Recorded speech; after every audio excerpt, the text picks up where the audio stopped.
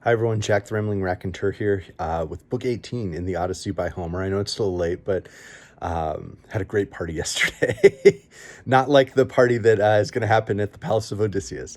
So in book 18, it's a short book, but there starts to be this crescendo of shading and characterization of the stranger and his power and the way that Odysseus is being characterized, his relationship with Penelope.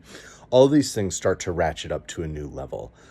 We have Odysseus is there in the palace, and we start to continue to see little characterizations around the suitors. So Amphinomus, who earlier was the one saying, "Hey, don't kill Telemachus when he's there. Like we probably just need to make a decision about what we're going to do.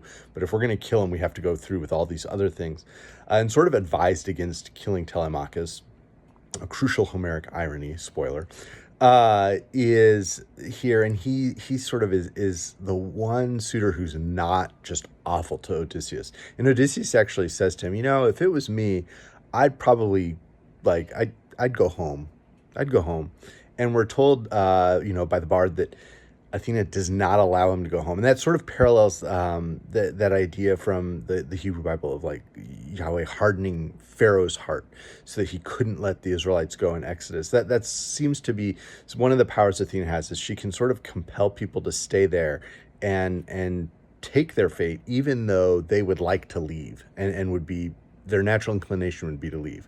So that was one interesting detail I found on this reading. The way Penelope is described is, really interesting. The way that her transformation sort of parallels Odysseus' transformation. He's transformed initially into this stranger and this like person who looks older and weaker and more pathetic. She's transformed up, but then when he's revealed in the fight with Eris, it's revealed just how strong he is, and Athena has sort of made him more magnificent.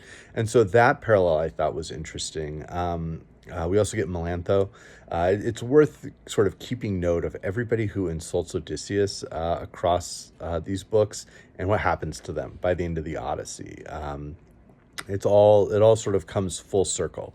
The specific description of her language, to me, it doesn't reference, but it parallels Shimei in the Hebrew Bible and the books of Samuel, the way he like curses and mocks David, and then David on his deathbed is like reminds Solomon, go kill Shimei, like don't let that guy live.